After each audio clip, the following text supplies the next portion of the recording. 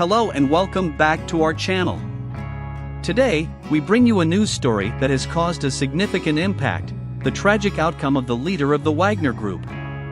This leader, who had previously organized a brief mutiny against the top ranks of the Russian army, met his final fate, something that some had already anticipated. Before we dive into the news, we'd like to ask for your support. If you're not subscribed yet, take a moment to subscribe now and hit the notification bell to stay updated with our content. And if, by the end of this video, you find that we've provided useful and interesting information, please don't forget to leave a like. Now, let's get straight to the point. Russia's most powerful mercenary, Yevgeny Prigozhin, was on board a plane that crashed on Wednesday evening north of Moscow, with no survivors, according to Russian authorities. This incident occurred 2 months after he led an unsuccessful mutiny against the top brass of the Russian army. There has been no official comment from the Kremlin or the Defense Ministry regarding the fate of Prigozhin. He was the head of the Wagner Mercenary Group and openly opposed the army's leadership due to what he considered its incompetent handling of Russia's involvement in the war in Ukraine. A Telegram channel associated with Wagner, called Grey Zone, reported his death and hailed him as a hero and patriot who, they claimed, was killed by unidentified individuals they referred to as traitors to Russia. In the midst of rampant speculation and a lack of verifiable information, some of Prigozhin's supporters pointed fingers at the Russian state, while others blamed Ukraine, which was about to celebrate its Independence Day. A building in St. Petersburg that housed Wagner's offices illuminated its windows after dark, forming a giant cross as a symbol of respect and mourning. If confirmed, Prigozhin's death would leave the Wagner Group leaderless. The group had incurred President Vladimir Putin's anger in June when it attempted an armed mutiny against the army's leadership. This development would also raise questions about the group's future operations in Africa and other regions.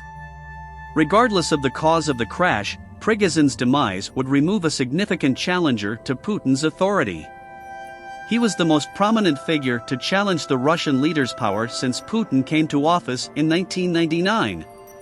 Co-founder of Wagner, Dmitry Utkin, was also on the plane. He assisted in founding the Mercenary Group and was known by the call sign Wagner. Russia's aviation agency, Rosaviatsia, released the names of all 10 individuals on the plane. Russian investigators have initiated a criminal investigation to determine the cause of the crash. Some unnamed sources in Russian media suggested that the plane might have been shot down by one or more surface-to-air missiles, but Reuters could not confirm this.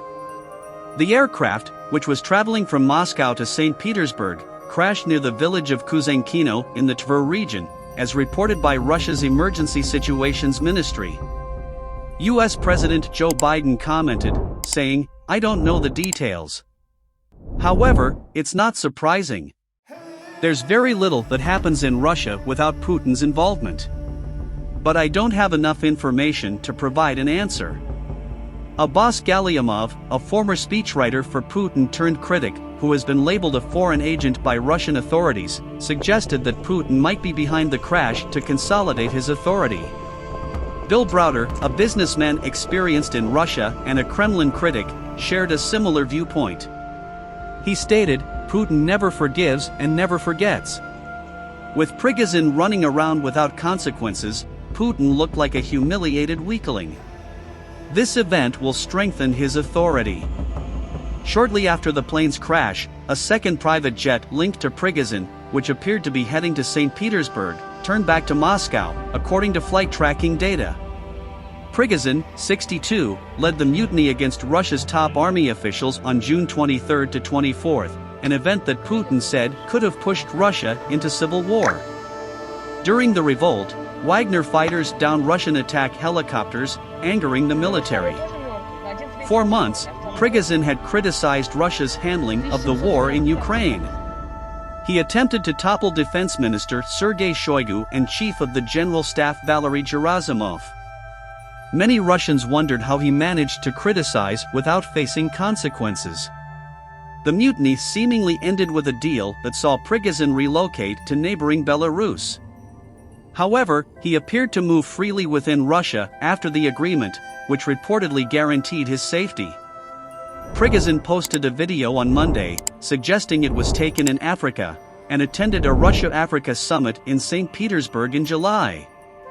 Unconfirmed Russian media reports suggested that Prigozhin and his associates had met with officials from the Russian Defense Ministry, though Reuters could not confirm this, and there was no official confirmation from the Defense Ministry. The online tracker Flight Radar 24 showed that the Embraer Legacy 600, plane number RA02795, carrying Prigozhin vanished from radar at 6:11 p.m., 15:11 GMT.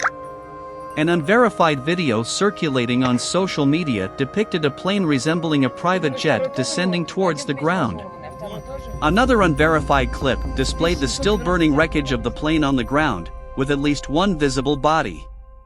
Rescuers reportedly recovered 7 bodies from the scene, according to TASS.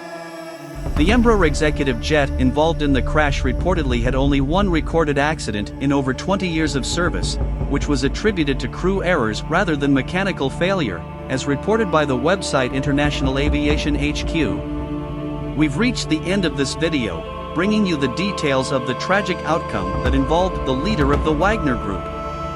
We hope you've enjoyed the analysis and the shared information. If you found this content informative and engaging, don't forget to leave a like and share it with others who might be interested. And of course, if you're not subscribed yet, don't miss the chance to subscribe now and hit the notification bell so you won't miss any of our upcoming videos. Thank you very much for watching, and we'll see you in the next piece of content.